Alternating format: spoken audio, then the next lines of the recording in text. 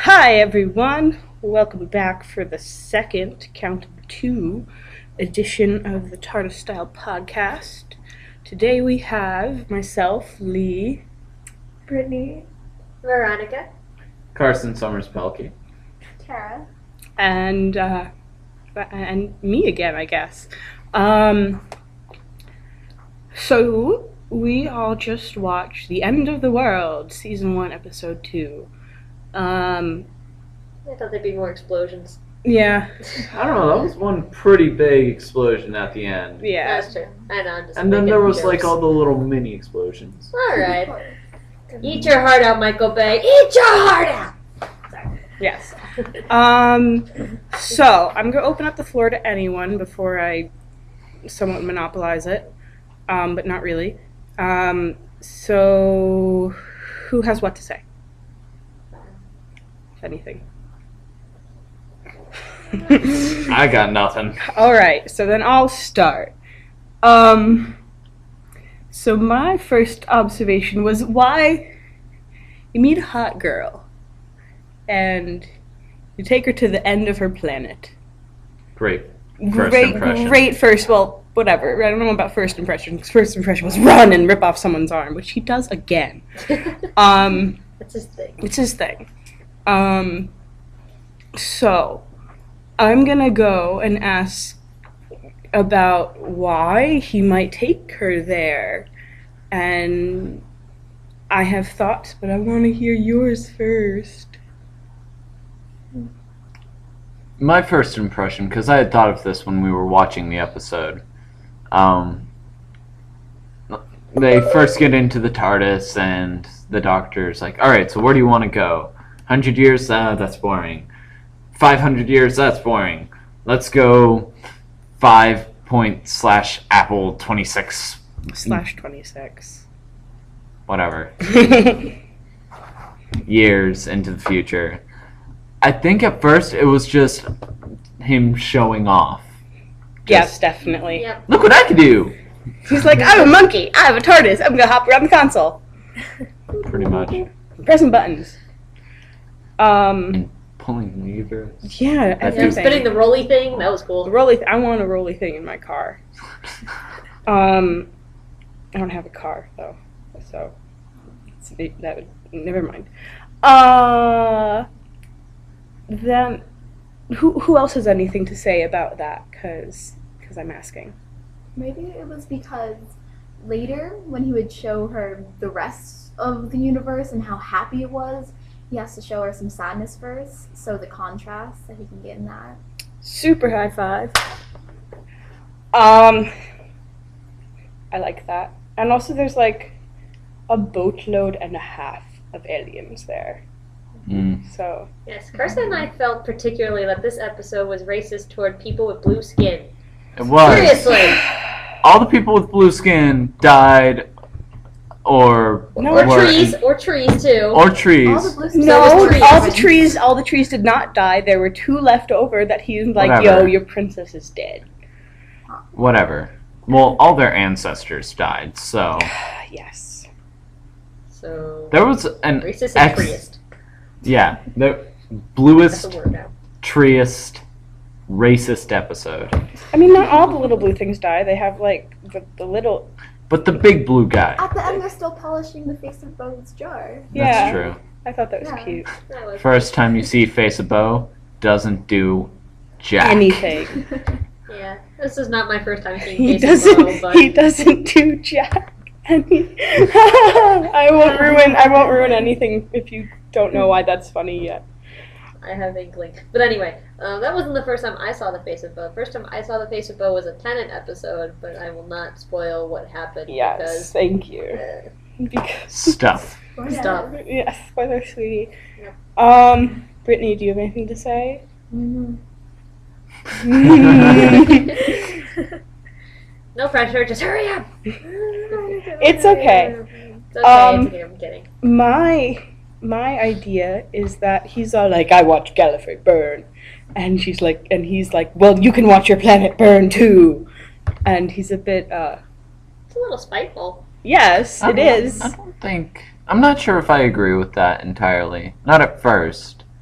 I think she pushes him to talk about it, but I don't think he showed it to her to be like, oh, now you have to go through this too. Because he has no reason or motivation to put her through that. I agree. It's very playful at first, because they're almost like playing a game. Like, you want to go this far in the future? Nah. This far? Nah. Challenge accepted, bro. Let's go all the way to the end of the world. All he the gets way. too like involved. Like, he gets very like caught up in the game of like that they're playing. That But moment then they have, and then wait, when you're kind of Rose over. starts to question him, he gets very defensive. He does. Which goes back to something we discussed last time, which was along the lines of perhaps he hasn't fully, well, of course he hasn't fully healed from the experience of losing Gallifrey, because it's still possibly very fresh in his mind. Yes. Where did it go? Losing There it. was a planet here. It's gone now. Okay. Teletelepathy. It's okay. Looking at notes.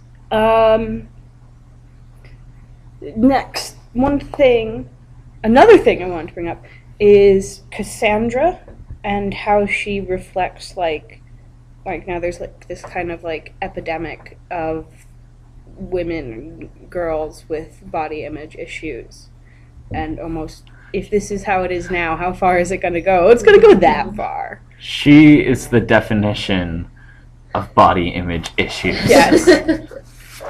And I think there's the quote from Russell T Davies, and I don't have this memorized. I have a piece of paper in front of me. He says when he had the idea to create her, it was because he was watching the Academy Awards, and he said it was horrific seeing those beautiful women reduced to sticks. Nicole Kidman struck me in particular. Nicole is one of the most beautiful women in the world, but she looks horrifying because she's so thin. It's like we're killing these women in public. We watch you while you die. Glorious, beautiful thoughts. It's funny because he said beautiful thoughts, and they're all about beauty. The biggest facepalm. So, my ladies in the group. Sorry, Carson. It's okay, I'll forgive you. Okay. What do you have to think about that? I think it's kind of having Cassandra only just be skin. It's like the perfect. It's sort of almost like the perfect message of if you push this too far, like then you are going to end up even like, well, not uglier than when you started, because that's mean to say. Because people like they're beautiful on the inside. That is what counts. But she has no inside. No, not anymore. So it's like beauty being only skin deep. Okay, you can shoot me now. Throw me into the fiery abyss of what used to be planet Earth. We're gonna put you into a dwarf star that's collapsing. Woo! Fun. But it's kind of like, if a person has an image problem, like, their thighs are too big, or like, they're just too, they feel like there's there's just something wrong that they think is wrong, and then they try to fix themselves, air quotes here, fix themselves, then they're going to end up so much worse. Like could be a very life-threatening situation. It's nothing to joke about.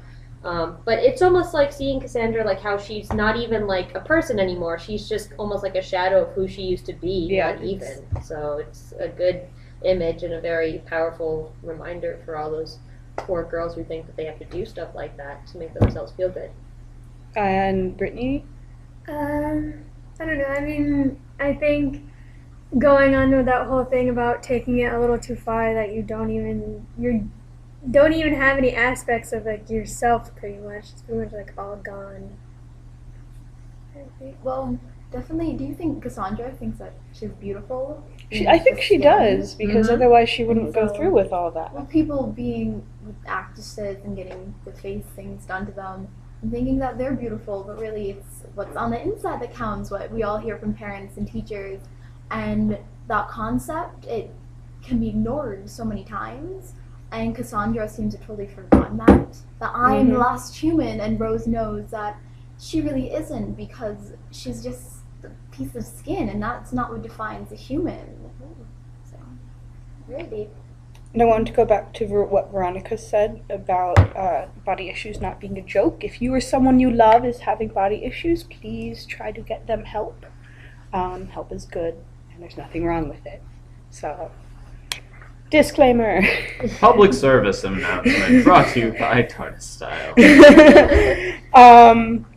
Next on my list of all the list things is a bullet that I don't quite remember what it was supposed to mean. Okay, that's what it means. The identity issues that the Doctor has are easily explainable because he's been like now 9 different people at this point in his timeline. Talk about a multiple personality disorder. Right? Aha! So I don't really I hate to sound like this, but I don't really remember what I wrote. But I was thinking when I wrote that, so we'll just maybe pick on that at another time. Continuity thing I thought of that I hadn't seen brought up before was that the corporation is mentioned, that it's sponsored by the corporation.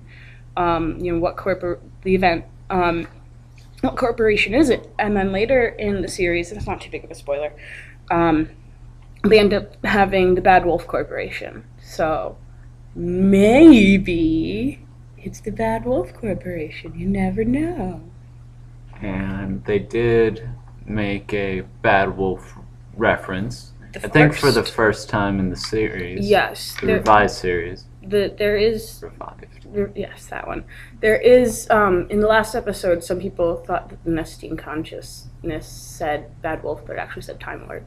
So, it is the first reference when the blue guy on the chair, whose name I should know, but I don't, he says classic Bad Wolf scenario.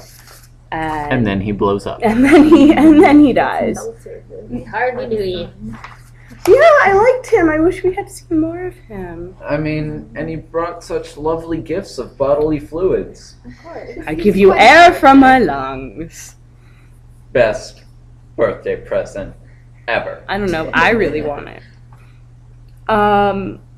Last week we brought up about the Doctor's theme music, which I won't kill your ears with my voice again. And we said that it plays when we learn something about the Doctor, which does keep with our theory at the end when he starts talking about there was a war and I'm the only survivor. I'm from Gallifrey. I'm a Time Lord. Doesn't Everything say Gallifrey. died. Okay. He doesn't say Gallifrey. Spoiler. Oh my God! I'm so sorry. He says I'm from a planet that burned like the Earth did, like you just saw. Lies. And all those things. And that same music plays, so that does support Carson's theory, which I will accept. But we also hear it while he's walking through the fams when it's really hot. I'm sorry. He could have gotten through that whole bit so much faster. That was He should have just, like- cinematography and plot. He should have just Run. Plot related. Like- It was plot related. He had to wait so long to get through. Like, the fans were going slow enough. He could have stepped through after each blade passed him. But he let it spin around like a few more times. Yeah. And then he let it speed up, and then he had to have that moment, which I think you were about to reference, where he stops, and he closes his eyes, and the almost music comes on, appetizing. and he was like, activating the Time Lord state. And then he pictures Rose and everyone he has to save, and then steps through a fan that's going 100 miles an hour, just like airbend. Done. Pull the lever. Done. Oh, airbenders are secretly Time Lords? Yes. Or Time Lords are secretly airbenders. Ooh. They're time benders. Oh! What I was gonna say. Carson's theory of the week. Yes. I love it. What I was gonna say is that he just should have gone to the side of the platform and held on, climbed that way. He needed some rope. Yeah. Just like grappling hook, Indiana Jones, that stuff. Why just couldn't swing around. Why couldn't he sonic screwdriver? Yeah, we've seen the sonic screwdriver like reach distances. Yeah. Why couldn't he just be like, What about the extendy thingy from the wood lady? How Yeah. she did that? Yeah. She should just have done No, that. she had already like burst into flames. well, Oh, like, Well, when it no, first she happened, could have I think like, that's what you were referencing. she right? could have like Like the vine first whipped time, a like pole before Yeah. she burst into flames. and like That's swung so around. Yeah. All the things that could have happened but didn't. Yeah. Yeah. And this is why we should be companions. Yes. Then the thing I wanted to bring up is he says, I was the only survivor of the war, and I don't remember if he names the war, and it's not a No, spoiler. he just says war. I was the only survivor of the war. And he says that, and did he really survive? I mean, physically his being is somewhat intact. We assume he had to regenerate afterwards. But did his emotions survive? I think they were trashed, but I can't say personality because his personality changes. But his Memory. being, his doctorness. Well, a lot of his actions are based off of how he feels from Yeah. So, I mean, war. he did survive, but he was pretty scarred. Yes. There was more scar tissue than Then- regular tissue. Yes. He I like that. I think in the bit of time between the old series and what we're seeing now, there was like a Darth Vader bit of his life. Oh God. Where he wasn't all the doctor. And that's why he needed time to get his life together before Yeah, he could travel yeah. with Rose. Lucky for him, he has all the time in the world. And space. Yeah, like that. And then that, well, sort of. It was a big theme, actually, that in this episode, that everything comes to an end. Yes. And I think that sort of played in his mind, the doctor's mind, through the whole thing, because at least recently for him, he would have gone through the death of his planet and his race and with the war. And so he had to see a huge part of his entire life end.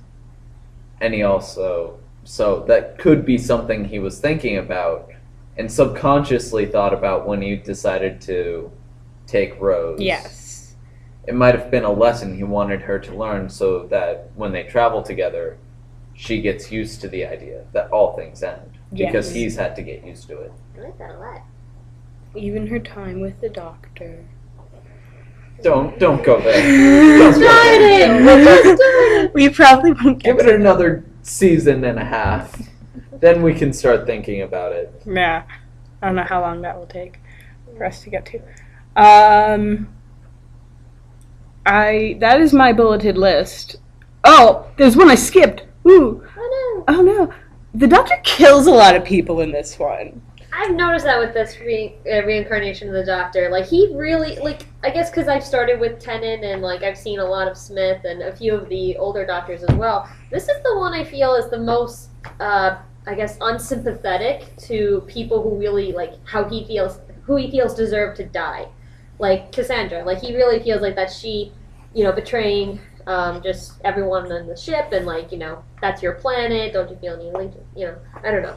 I'm not even thinking straight. What I'm trying to say, sorry.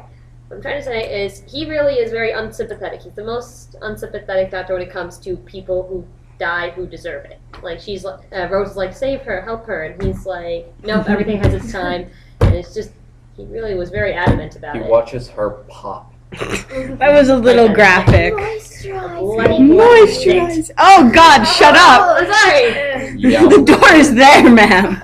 Okay. You don't have to leave. And I think that that's true. That everything we were still on the theme Sort of of. everything ending. Yeah. My brain.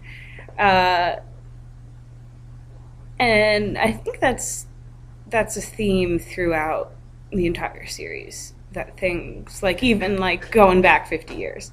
Which is hilarious because the whole point of the Doctor's regeneration is so it wouldn't have to Right. end. But that's, of course, useful because it's useful. But That on the other logic's topic circular. we started to talk about, this Doctor's unsympathetic view of people deserving to die. I think he's still in the mindset of the war. Yes. Yeah, He definitely. carried that over, and so he almost has like PTSD. He does. Mhm. I would. Oh yeah. I don't have a copy of the DSM-4 or 5, but He is like textbook. the psych major in Post-traumatic me stress. says that he is PTSD. So I think he's still in the war mindset of like, this is a battlefield now. Yeah. And People are going to die. You are the enemy now. yes. You will die. I also feel that because of the Time War, he's a lot more like numb. He's very like I feel like he's very numb to just like consider like those kind of things Like that he desensitized? usually would. Yeah, like maybe like his older incarnations probably would worry about someone dying or something. But this one is just after all the pain and suffering he's been through, it's like Yeah. kind of that I don't care switch is turned on. Yeah, and then he becomes very repentant about the whole thing, especially with Tennant, with just I don't think you ever hear this Doctor say, "I'm sorry" yeah, and then David, to This someone. doctor's and then David's all like, "I'm sorry, I'm so sorry. Yeah. I'm not always sorry, but when I am, I'm so So- sorry." So-